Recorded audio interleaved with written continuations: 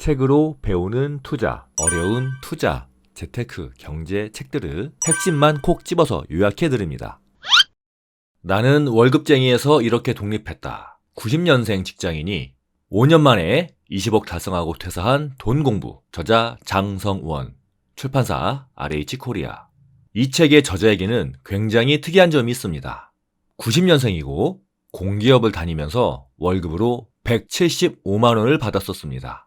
몇 년 전까지만 하더라도 여태까지 태어나서 완독한 책은 10권도 채 안 된 상태였습니다. 그러나 경제적 자유를 달성하기로 목표하고 1년 만에 재테크 책을 100권을 읽었습니다. 경제적 자유를 위해서는 절약이 필수라는 것을 깨닫고 절약을 통해 3년간 7천만 원이라는 종잣돈을 만들어서 투자를 시작했고요. 자기 개발을 통해 추가적인 수입 파이프라인을 만들어서 5년 만에 자산 20억 원을 형성했습니다. 현재는 구독자 수 10만 명의 유튜브 절약왕TV를 운영하고 있습니다. 저는 너무 신기하더라고요. 어떻게 월급이 200만 원도 안 되는 상황에서 3년 만에 7천만 원을 모았는지, 그리고 4년 만에 1억 원을 모았는지. 그래서 오늘은 저자가 어떻게 절약을 해서 돈을 모았는지 여기에 대해서 자세히 알아보겠습니다. 절약 10계명이 있습니다.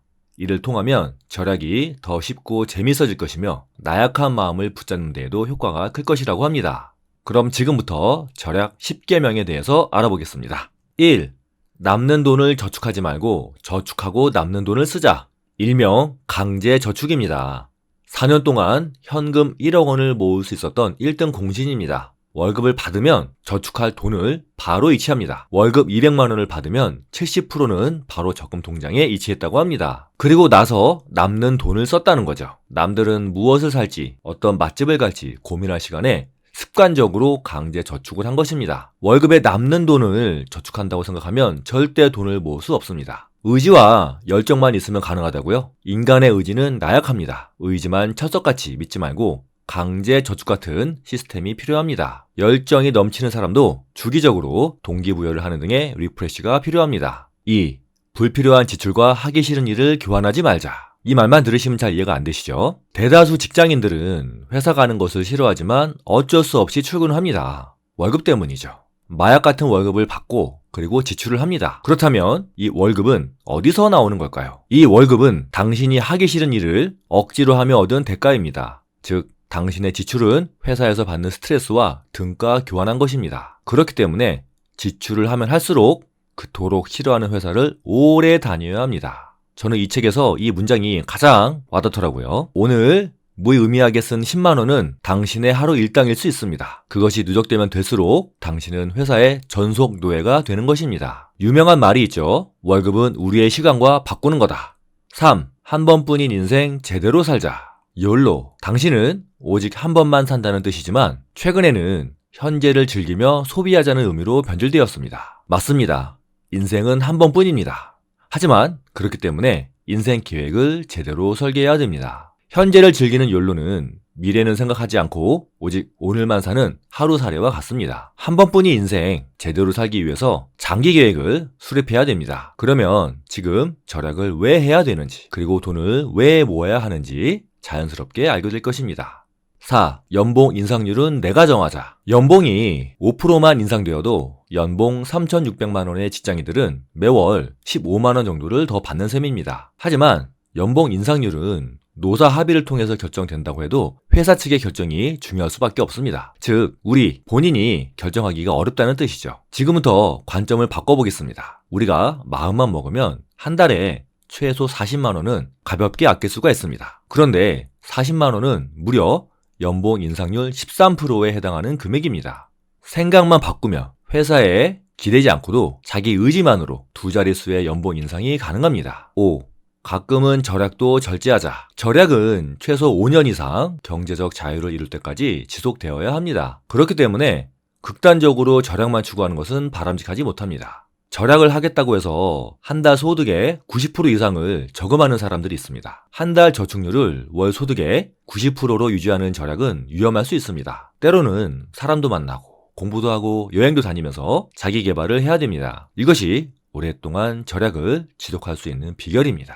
따라서 절약도 너무 극단적이지 않도록 절제하는 삶이 필요합니다. 42.19km를 뛰는 마라토너들도 처음부터 질주하지는 않습니다. 6. 짠돌이라고 욕하면 감사해 하자. 절약을 하면 종종 이런 이야기를 들을 겁니다. 그렇게 아껴봤자 뭐 할래? 죽어서 돈 가져갈 거야? 그냥 편하게 살아. 만약 이런 이야기를 들었다면 아주 바람직한 절약 생활을 하고 있는 겁니다. 변하겠다는 생각이 행동으로 나타나서 남들 눈에 보이는 결과로 달성되었다는 의미이기 때문입니다. 그래서 기분 상할 필요 없이 내가 변하고 있구나 하면서 속으로 만족하면 됩니다. 단, 주변 사람에게 쓰는 돈을 너무 아까워해서는 안 되겠죠? 7. 한 번뿐이니까 라는 마인드를 버리자. 저는 이 부분에서도 굉장히 공감했습니다. 인생의 결혼은 한 번뿐이니까, 연인과 첫 1주년이니까, 우리는 대부분의 순간에 한 번뿐이니까를 적용할 수 있습니다.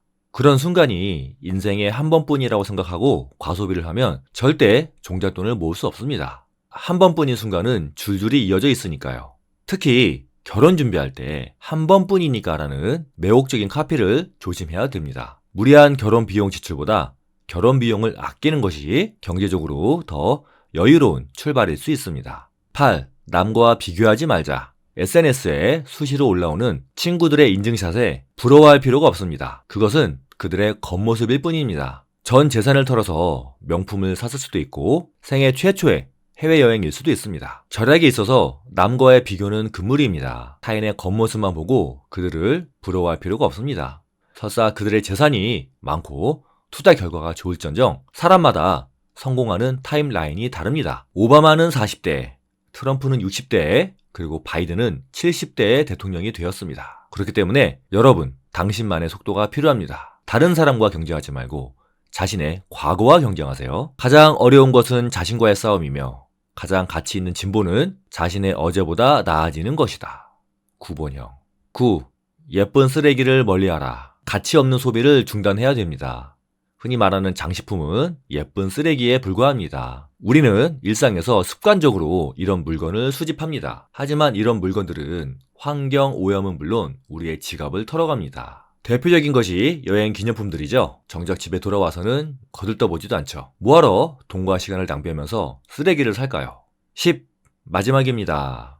세상에 공짜는 없다. 마트 시식 코너에 사람들이 즐비합니다. 10분을 기다려서 고기 한 점을 먹습니다. 그렇다면 이 시식은 과연 공짜일까요? 아니죠. 시간과 시식을 맞바꾼 것입니다. 핸드폰을 사면 TV나 청소기를 준다고 합니다. 과연 이것은 공짜일까요? 아니죠. 핸드폰 요금에 이 모든 사은품값이 녹아있죠. 흔히 우리는 이렇게 소중한 돈과 시간을 낭비합니다. 선물 받았다고 해서 공짜가 아니라는 점 꼭 기억해야 됩니다. 월급 200만 원으로 4년 만에 1억 원을 모은 절약왕의 절약 10계명 정리하면 남는 돈을 저축하지 말고 저축하고 남는 돈을 쓰자. 불필요한 지출과 하기 싫은 일을 교환하지 말자. 한 번뿐인 인생 제대로 살자. 연봉 인상률은 내가 정하자. 가끔은 절약도 절제하자. 짠돌이라고 욕하면 감사해하자. 한 번뿐이니까 라는 마인드를 버리자. 남과 비교하지 말자. 예쁜 쓰레기를 멀리하라. 세상에 공짜는 없다. 절약이 어렵다면 주문을 외우세요. 다 일려 달의 짐과 음마의 신당은 약절. 절약은 당신의 마음가짐에 달려있다. 소비로부터 느끼는 행복은 오래가지 않습니다. 나는 월급쟁이에서 이렇게 독립했다. 도움되셨으면 구독과 좋아요 부탁드립니다.